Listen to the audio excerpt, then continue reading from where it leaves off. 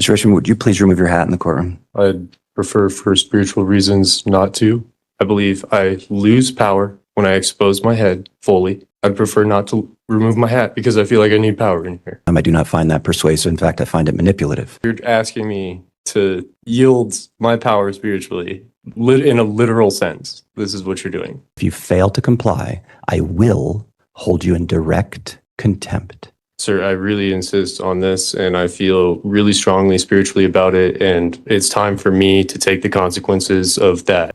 All right, leaves Mr. Richmond's two cases, 24M, 2519, 25M, 1312. Mr. Richmond, come on, join your attorney, please. Mr. Richmond, would you please remove your hat in the courtroom? Like I said earlier, Your Honor, I'd prefer for spiritual reasons not to.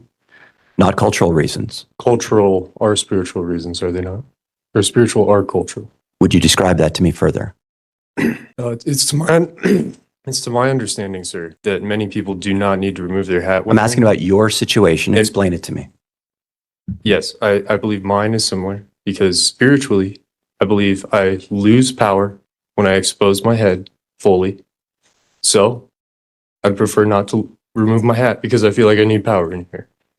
Okay. I'm going to order you one more time. I do not find that persuasive. In fact, I find it manipulative. I'm going to order you one more time to remove your hat out of respect for the court as I order anybody else so as not to treat you differently. I do not find your reasons to be persuasive. I'm going to order you to do it. And I just wanted to let you know that failure to comply, I will find you in direct contempt of court. Do you understand that? As long as you understand, you're asking me to yield my power spiritually in a literal sense. This is what you're doing. This is what you've done last time. This is what you guys always do. And, I think that's really... I don't understand your answer. I'm ordering you to remove it again with you understanding the consequences. Do you understand the consequences of failure to remove your hat? Can you please explain them? Yes, I will hold you in direct contempt of court, finding that after repeated warnings, you failed to comply with the court's order and that it undermines the dignity and the authority of this court. And specifically, I don't find your reason to be persuasive. Do you understand? Not fully. So do I get to wear my hat next time? That's what I'm trying to understand. I'm talking about this time. We'll worry about next time. Do you understand that if you fail to comply, I will hold you in direct contempt?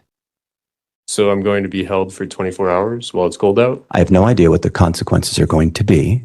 You will be sentenced on direct contempt, and I'll allow you to make any statements you want in mitigation. I'll hear from your attorney as well, and then I'll decide.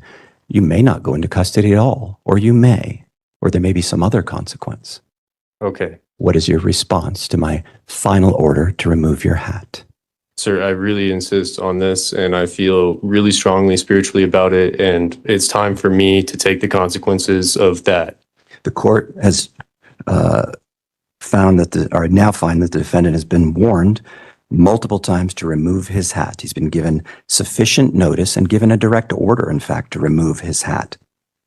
He has explained, and the court finds it to be completely incredible, having even changed his explanation after talking with his attorney, explained his heartfelt, that's with air quotes, reason for not removing his hat. I find it to be incredible, manipulative, and in direct contempt of the court. I find that it undermines the authority and undermines the dignity of the court. I find that he does so intentionally. And because of that, he is in direct contempt. Regarding the sentence, and I will sentence you in a moment, but let's take care of the pretrial readiness conference piece first, and then we'll talk about the sentence. Anything else on the trials? No, Your Honor. All right, that leaves the contempt.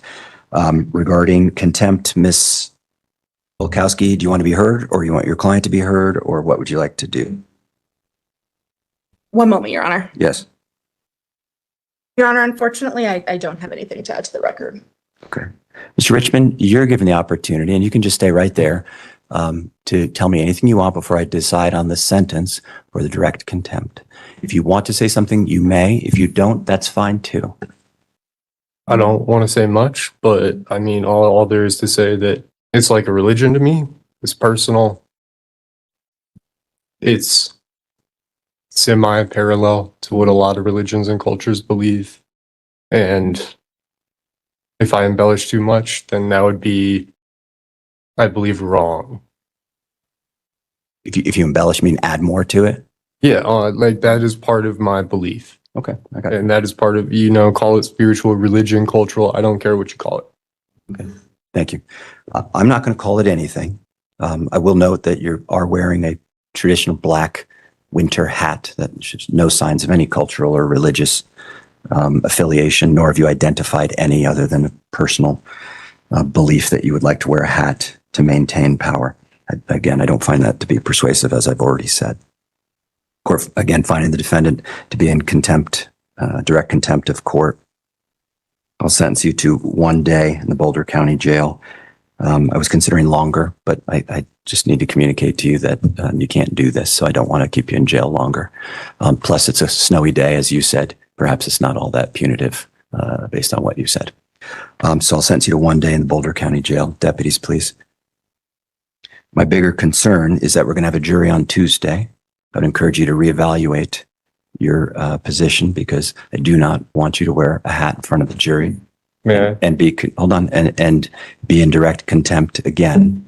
I don't want that to be disruptive, because that has, here it's just us, but that has the potential to be significantly more disruptive to the proceedings. You don't have to say anything about it at all. I just want to put you on notice that the rules remain the rules. You could talk to Ms. Bukowski about it if you want. You could say something too, but I just might be better to think about it and then talk to Ms. Bukowski.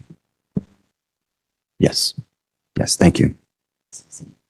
As far as I recall.